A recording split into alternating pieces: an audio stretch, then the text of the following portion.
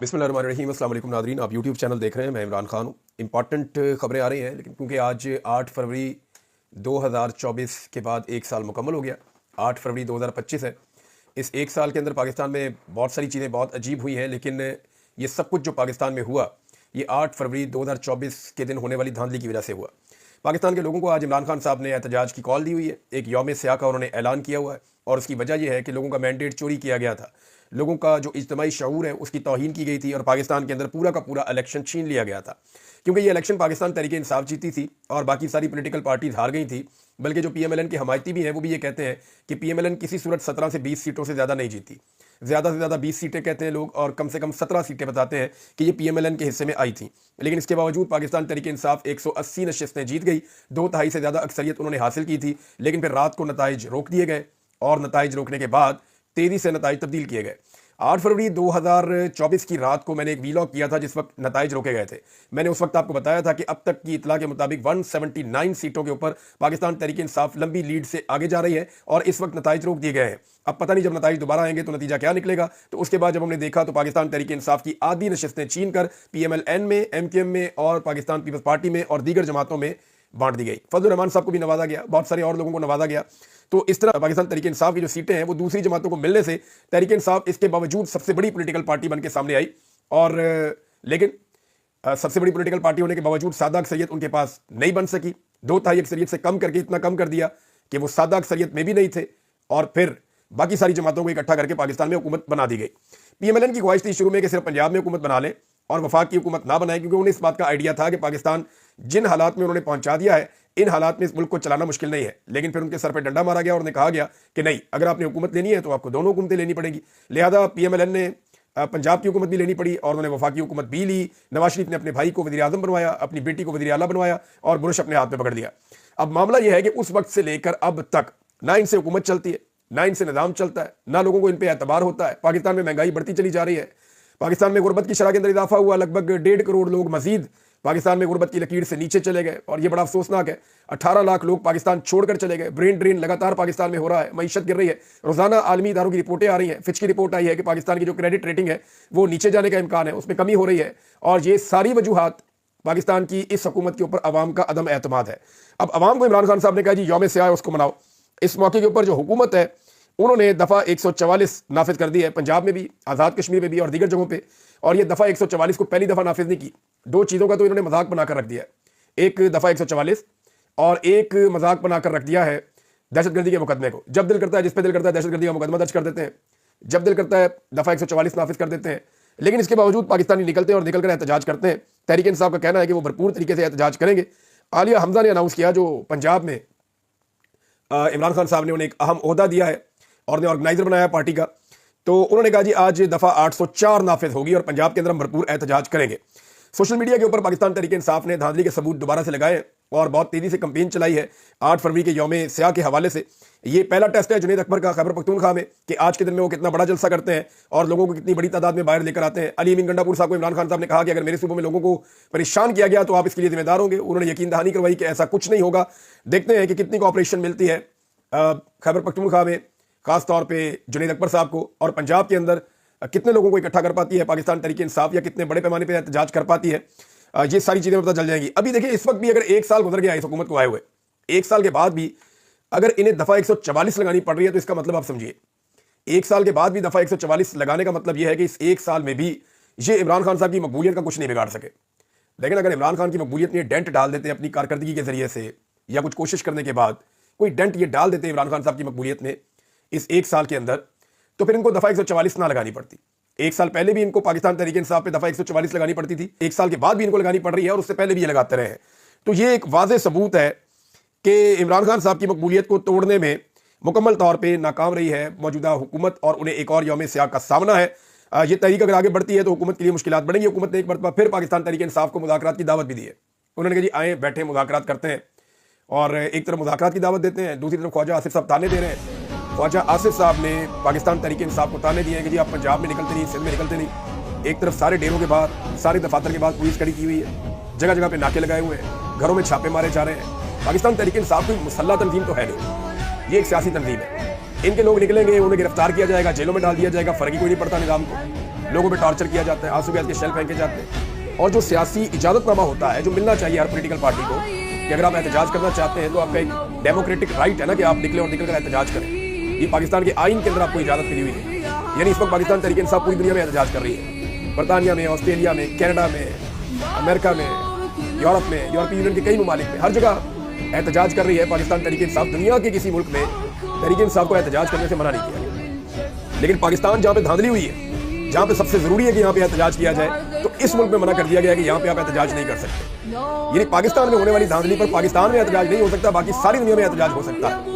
ये है पाकिस्तान की बदकिस्मती। दुनिया में जमहूरियत है, वो कहते हैं ठीक है जी आपके मुल्क का मसला भी है तो आप यहाँ पे एहतजाज कर सकते हैं, आपका आईनी और जमहूरी हक है। लेकिन जिस मुल्क के अंदर ये हक छीना गया, लोगों का मैंडेट छीना गया, वहाँ पे लोग जब निकलते हैं एहतजाज करने के लिए तो वहाँ पे उन पर सख्ती की जाती है, मुकदमा दर्ज किए जाते हैं। अभी हालिया हमजा में मजीद 7 मुकदमा दर्ज कर दिए गए हैं। ख्वाजा आसिफ साहब की मैं बात कर रहा था, एक तरफ उन्होंने ताना दिया तो बाद में साहबजादा हामिद रजा साहब ने इस पर जवाब दिया। उन्होंने कहा जी कि आप पॉलिटिकली इजाजत देना हमें, जैसे सारी पॉलिटिकल पार्टी को इजाजत होती है तो हम आपको करके दिखाएं, लोगों को निकाल के दिखाएं। एक तरफ फस्तायत है, जबर है, जुल्म है, लोगों को दबाया हुआ है। अब लोग या तो डंडे लेकर निकले, वो पुलिस पे अगर अटैक करेंगे तो आप दहशतगर्दी को पर्चे देकर उनको अंदर कर देंगे, वो वैसे निकलेंगे आप पकड़ के वैसे अंदर कर देंगे। तो जुल्म और फस्तायत के खिलाफ, गोलियां चलाने के खिलाफ आप क्या चाहते हैं? लोग बाहर निकल के गोलियां खाते रहे। मेरे ख्याल में ये ज्यादती है। पीएमएलएन जब मैदान में निकली है, पीएमएलएन को फ्री हैंड दिया। परवेज मुशर्रफ ने जब डंडा चलाया था ना तो पीएमएलएन के लिए 5-7 बंदे बाहर निकलते थे। मुझे अच्छी तरह याद है, ये फिरोजपुर रोड पे लाहौर में हमने ज़हीम कादरी साहब को मार खाते हुए देखा। तो ज़हीम कादरी साहब को छोड़ छाड़ के सारी पार्टी के लोग भाग गए थे। ये ख्वाजा साद रफीक साहब वगैरह ये नजर भी नहीं आ रहे थे। पहले एहतजाज की कॉल दी गई थी तो ज़हीम कादरी को बड़ी सोटियां पड़ी वहाँ पे लाहौर में, और वो जख्मी भी हो गए, उन्हें उठा के भी ले गए, बाद में जेल में भी डाला गया उन्हें। इस तरह और बहुत सारे लोग हैं। लेकिन जब भी पीएमएलएन निकलती ना, ये 20 से ऊपर कभी नहीं होते, 15-20 ये एहतजाज चलता था जब डंडा चलता था। तो पाकिस्तान तहरीक इंसाफ की फसली तो फिर भी बहुत मोटी है, सैकड़ों की तादाद में निकलते हैं, हजारों की तादाद में गिरफ्तार भी हो जाते हैं। तो पीएमएलएन ने तो कभी इतना हौसला भी नहीं किया था। ये इस सिलसिले से गुजरे हुए हैं। इन्हें आइडिया है कि जब जुल्म की चक्की चलती है तो ख्वाजा आसिफ तो एक दिन नहीं निकले एहतजाज करने के लिए जब जुल्म की चक्की में पिस रहे थे। ये तो वो लोग हैं जो पाकिस्तान छोड़कर चले गए थे, एहसन इकबाल साहब, ख्वाजा आसिफ साहब और बहुत सारे लोग हैं। ये तो पाकिस्तान में टिके ही नहीं उस वक्त। इन्होंने तो गिरफ्तारियां देना और ये चीजें बर्दाश्त ही नहीं की। और बाद में जब ये गिरफ्तार हुए किसी दौर में अपने करप्शन के केसेस या दीगर मामलों की वजह से या सियासी इंतकाम की वजह से, तो इन्हें फुल प्रोटोकॉल वाली गिरफ्तारियां हुई। मैंने देखा ना, हमजा शहबाज साहब उंगली से घुमाते थे पुलिस वालों को, ऐसे उंगली का इशारा करते थे, पुलिस वाले डर जाते थे, पीछे हट जाते थे।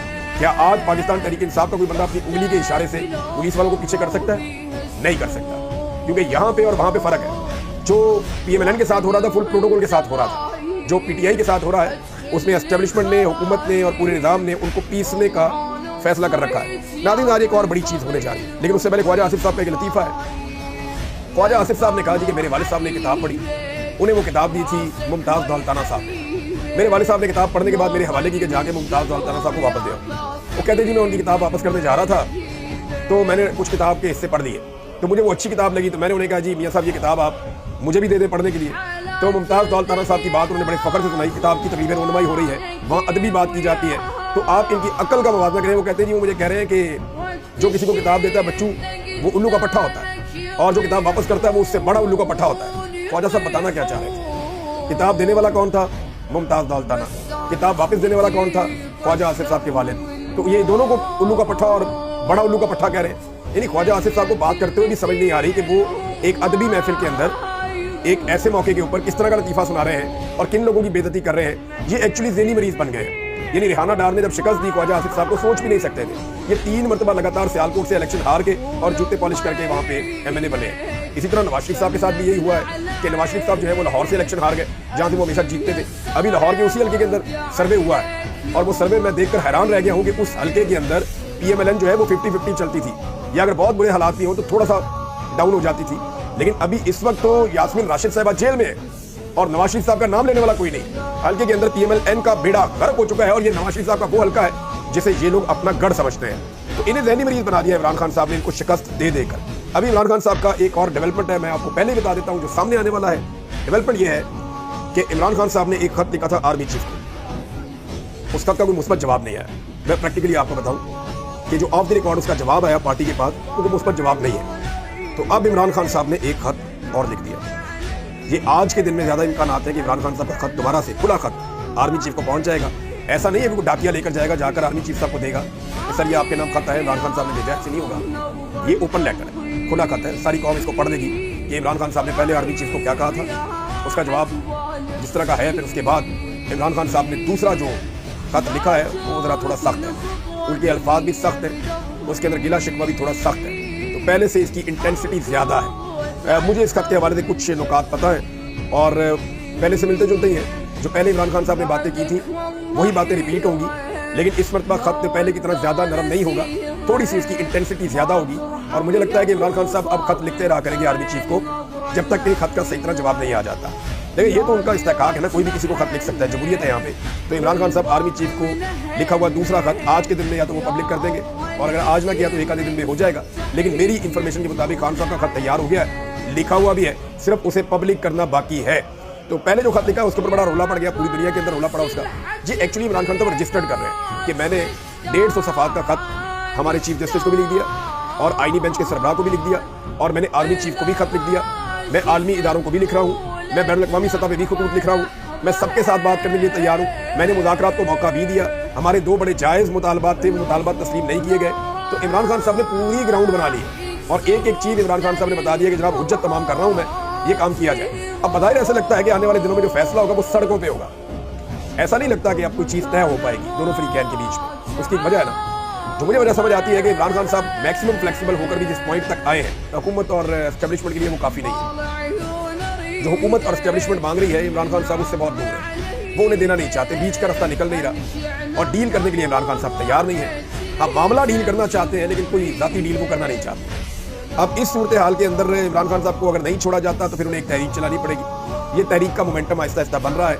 आज का दिन बहुत इंपॉर्टेंट है, अगर आज पाकिस्तानी बाहर आते हैं, बड़ी तादाद में बाहर आते हैं, तो पाकिस्तान तहरीक इंसाफ का हौसला बढ़ जाएगा और तहरीक इंसाफ दोबारा एक तहरीक की तरफ चली जाएगी। और अगर नहीं आते तो फिर पाकिस्तान तहरीक इंसाफ को मजीद मेहनत करनी पड़ेगी अपने कारकुनों को मोटिवेट करने के लिए, उन्हें बाहर निकालने के लिए। नाज़रीन, इमरान खान साहब का खत नहीं है, कुछ और खतूत भी है, जिनमें एक खत सुप्रीम कोर्ट ऑफ पाकिस्तान के 4 जजेस ने चीफ जस्टिस साहब को लिखे, यानी खत लिखा है 4 जजेस ने। इसमें अतरुल्लाह साहब हैं, मंसूर अली शाह साहब हैं, इसमें जस्टिस मुनीब अख्तर साहब हैं, जस्टिस आयशा मलिक साहब हैं। इन्होंने चीफ जस्टिस ऑफ पाकिस्तान को लिखा और जो प्रॉब्लम्स आ रही हैं इस वक्त जुडिशरी में उनका बताया भी, और उन्होंने कहा जुडिशल कमीशन का इजलास भी बुलाया जा रहा है जजेस की तैनाती के लिए, 10 तारीख को उससे मुअख्खर किया जाए, अभी ना बुलाया जाए, क्योंकि 26वीं आईनी तरमीम के नतीजे में ये इजलास बुलाया जा रहा है। और नए जजेस जब सुप्रीम कोर्ट में आ जाएंगे तो उनका मुस्तकबिल क्या होगा, क्योंकि ये मामला अदालत में लगा हुआ है 26वीं मुतनाज़ आईनी तरमीम का। तो जब तक इस पर फैसला नहीं हो जाता, इसके मुताबिक कोई कार्रवाई ना की जाए। दूसरा, उन्होंने कहा कि एक फुल कोर्ट बनाया जाए। अगर ये आ जाते हैं तो फिर अगर फुल कोर्ट बनेगा तो इनका क्या उसके अंदर हिस्सा होगा, क्योंकि ये तो बेनिफिशरी है उस 26वीं आईनी तरमीम के। तो एक आईनी मसला पैदा होता चला जा रहा है जिसकी तरफ जजेस ने निशानदेही की है। फिर इस्लामाबाद हाई कोर्ट में जो हुआ उसके ऊपर भी निशानदेही की गई, वहाँ जस्टिस बाबर सत्तार साहब ने भी एक खत लिखा है और उन्होंने एक गैर आईनी करार दिया है जो कदम उठाया गया chief justice Islamabad high court की जानिब से सीनियरिटी की जो लिस्ट जारी की गई है उसको लेकर। तो जस्टिस बाबर सत्तार साहब ने बड़ा अहम खत लिखा है, उसने बड़े अहम कानूनी नुक्ते उठाए हैं और उनका ये कहना है कि बाहर से आने वाले 3 जजेस जो है ये मामला ठीक नहीं हुआ, कानून और आइन के मुताबिक नहीं है, और इनको जो सीनियरिटी के अंदर ऊपर लाया गया है ये भी आइन और कानून के मुताबिक नहीं है। यानी जो इस्लामाबाद हाई कोर्ट में चीफ जस्टिस बन जाएंगे आकर, वो एलिजिबल हो जाएंगे सुप्रीम कोर्ट ऑफ पाकिस्तान में आने के लिए भी। लेकिन गौर करें, एक जज लाहौर हाई कोर्ट में 15वें नंबर पे है और वो सुप्रीम कोर्ट ऑफ पाकिस्तान का जज कभी नहीं बन सकता, 15वें नंबर से आ ही नहीं सकता, एलिवेट हो गए सुप्रीम कोर्ट ऑफ पाकिस्तान में। तो जब आप उसको उठाते हैं और दूसरी हाई कोर्ट में लाते हैं और वहाँ पे पहले नंबर का जज बना देते हैं तो वो automatically supreme court of Pakistan के लिए एलिजिबल हो जाता है। अब ये एक इंतहाई अहम नुक्ता है, ये नुक्ता भी उठाया गया है और दीगर नुकात उठाए गए हैं कि ये सीनियरिटी ऐसे बनती नहीं है। तो सीनियर जजेस वही है 3 जो पहले से मौजूद हैं इस्लामाबाद हाई कोर्ट में। ये नुक्ता जस्टिस बाबर सत्तार साहब ने भी उठाया। लेकिन हम ये देख रहे हैं कि चाहे चीफ जस्टिस याया अफरीदी साहब हो सुप्रीम कोर्ट ऑफ पाकिस्तान के, या आईनी बेंच के सरबराह हो जस्टिस अमीनुद्दीन खान साहब, या इस्लामाबाद हाई कोर्ट के मौजूदा chief justice justice Aamir Farooq साहब हो, इन तीनों को किसी चीज़ का असर ही नहीं हो रहा। जो नुक्ता उठा रहे हैं मुखला, जो नुक्ता उठा रहे हैं सहाफ़ी, जो लोग कह रहे हैं ये ज्यादती हो गई है, हर तरफ से आवाज़ उठ रही है, बार कौंसिल से आ रही है कि ये चीज़ें रोकनी चाहिए, ये सिलसिला ठीक नहीं है, इससे अदलिया अंडरमाइन हो रही है, लेकिन ये सारी चीज़ें लगातार की जा रही हैं और ब्रेक लगाने के लिए तैयार नहीं है।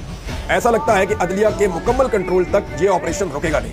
पहले तो एक रिजीम चेंज ऑपरेशन हुआ, उसके बाद जो है वो पाकिस्तान तहरीक इंसाफ को कुचलने का, तोड़ने का पूरा ऑपरेशन हुआ, और उसके बाद एक जबर एक्शन हुआ, यानी वो इलेक्शन हम उसे कहते हैं लेकिन जबर एक्शन हुआ, फिर एक जाली पार्लियामेंट बनाई गई। तो अब जो है वो मीडिया को, अदलिया को, हर चीज़ को कंट्रोल करने के लिए बाकायदा एक पूरा ऑपरेशन पाकिस्तान में जारी है। तो अदलिया कंट्रोल का जो ऑपरेशन है ये उसका एक हिस्सा है, बज़ाहिर दिखाई देता है। नाज़रीन, अमेरिका से खबर ये है कि जो विल्सन, जिन्होंने पहले ट्वीट भी किया था, मैंने आपको पिछले वीलॉग में बताया भी था, उन्होंने अमरीकी पार्लियामान में खड़े होकर इमरान खान के साथ होने वाली नाइंसाफ़ी के लिए पाकिस्तान की आर्मी को जिम्मेदार करार दे दिया है। यानी जमहूरियत को अंडरमाइन किया गया, इमरान खान को जेल में डाला गया, पाकिस्तान आर्मी की जानिब से डाला गया। सदर ट्रंप भी इसी तरह के इंतकामी केसेस का निशाना बने, वो इसकी तकलीफ को समझते हैं। जो करप्ट जुडिशल सिस्टम है उसका सदर ट्रंप निशाना बने हैं। तो साथ ही उन्होंने कहा कि पाकिस्तान इमरान खान को रिहा करे और जमहूरियत को बहाल करना चाहिए पाकिस्तान में। पाकिस्तान की हुकूमत पर इदारों पर जोर डाला है दोबारा से। जो विल्सन ने उन्होंने कहा कि इमरान खान साहब के इख्तलाफात जरूर है, लेकिन इसका मतलब ये नहीं है कि आप जमहूरियत को नुकसान पहुंचे। जमहूरियत के अंदर से कह रहे हैं कि पाकिस्तान और अमेरिका के बेहतर ताल्लुकात के लिए जरूरी है कि पाकिस्तान में जमहूरी इकदाम किए जाएं और अवामी मैंडेट का एहतराम किया जाए। बार बार वो ये बात कर रहे हैं कि इमरान खान को जाली केसेस में अंदर ना रखा जाए बल्कि उनको रिहा किया जाए। फैसल चौधरी को गिरफ्तार किया गया था, नाज़रीन आपको पता है, क्योंकि इससे पहले जो इमरान खान साहब का खत था वो फैसल चौधरी बाहर लेकर आया था, जो पहले वाला खत था। तो फिर फैसल चौधरी साहब को गिरफ्तार किया गया, लेकिन वकला ने एहतजाज किया, मीडिया ने एहतजाज किया, पाकिस्तान तहरीक इंसाफ ने आवाज़ उठाई। तो जब बहुत आवाज़ उठी तो फिर फैसल चौधरी साहब को छोड़ दिया गया। अब इमरान खान साहब का नया खत भी आ गया है। लाजमी बात है कि इस खत के मंदरजात या इस खत के अंदर जो कुछ लिखा है अगर हमें पता है तो फिर पाकिस्तान की एस्टेब्लिशमेंट को या हुकूमत को भी आइडिया हो गया होगा, लेकिन वो खत अब आने वाला है और बहुत जल्द सबके सामने आ जाएगा। नाज़रीन, पत्तन की जो रिपोर्ट आई है उसने बहुत सारे पोल खोल दिए। वो रिपोर्ट ये कहती है कि पाकिस्तान के अंदर तकरीबन मार्शल लॉ वाला माहौल बना हुआ है। वो रिपोर्ट ये कहती है कि पाकिस्तान के अंदर बहुत बदतरीन धांधली हुई है। इस अजीब तरीके से धांधली हुई है कि 64 नए तरीके धांधली के दरियाफ्त करके इस मरतबा उनको इम्प्लीमेंट किया गया। ये पत्तन की रिपोर्ट कहती है। लेकिन इलेक्शन कमीशन ऑफ पाकिस्तान जो धांधली के लिए जिम्मेदार है, जिन्होंने पाकिस्तान के हालात को यहाँ तक पहुँचाया है, वो इलेक्शन कमीशन ऑफ पाकिस्तान इसकी जिम्मेदारी लेने की बजाय पत्तन के खिलाफ एक स्टेटमेंट जारी करता है और उसमें ये बताता है कि जनाब ये गुमराहकुन है। उसमें ये बताता है कि इन्होंने ठीक बात नहीं की, हक़ाइक़ को मुनाफी करार दिया। यानी वो एक पूरी की पूरी उन्होंने स्टेटमेंट जारी कर दी। हालांकि पूरी दुनिया से जितने मुबस्सरीन आए थे उनको ले लें, जितनी तंजीमें इसको कवर कर रही थी उनको ले लें, जितने सर्वेस किए थे उनको ले लें, पाकिस्तान का जितना मीडिया मौजूद है उनको ले लें, जितने वोटर्स के अंदर आपने दोबारा सर्वे करवाने आप करवा के देख लें। इलेक्शन कमीशन ऑफ पाकिस्तान ने पाकिस्तान की तारीख का बदतरीन इलेक्शन करवाया है 8 फरवरी 2024 को, और इसमें किसी शक और शुबे की गुंजाइश नहीं है। आखिरी खबर यह है नाज़रीन के कदाफी स्टेडियम का इफ्तिताह हुआ और मुस्लिम लीग नून के मीडिया सेल ने उठा के एक इंडिया के स्टेडियम की फुटेज लगा दी और नीचे जनाब बड़े जुमले शुमले लिख दिए। और PMLN के कुछ जो करीबी सहाफ़ी हैं उन्होंने इसको पोस्ट करना शुरू कर दिया और तारीफ़ें शुरू कर दी मोहसिन नकवी की और पंजाब हुकूमत की और मौजूदा हुकूमत की। वो बाद में जब प्रोपेगेंडा खोला गया, जनाब ये तो वीडियो ही एक इंडिया के स्टेडियम की, क्रिकेट स्टेडियम की, तो उसके बाद फटाफट डिलीट करके भाग गए। तो ये जिम्मेदार चैनल्स हैं, ऐसी गलतियाँ हो जाती हैं बाद का, लेकिन इस लेवल के ऊपर जो है वो इस तरह की गलतियों की पकड़ भी हो जाती है। फिर गलती किसी से भी हो सकती है, सब इंसान है, गलती का पुतला है, लेकिन कम से कम ये देखना चाहिए कि इंडियन है या वो पाकिस्तानी है, इस तरह की गलतियाँ हो जाती हैं, इनको माफ़ कर देना चाहिए। लेकिन पाकिस्तान तहरीक इंसाफ का जो सोशल मीडिया है वो बड़ा तगड़ा है, वो फिर माफ़ी शाफी कोई नहीं देता। तो नाज़रीन, आज का दिन जो है वो यौम स्याह का दिन है। पाकिस्तानी इसमें कितना जोर लगाएंगे आने वाली सियासत का डिपेंड इसके ऊपर है। हम देखते हैं आज क्या होता है, आपको रिपोर्ट करते हैं बाद में। अब तक लिए अपना ख्याल रखिएगा, अपने चैनल का भी अल्लाह हाफ़िज़।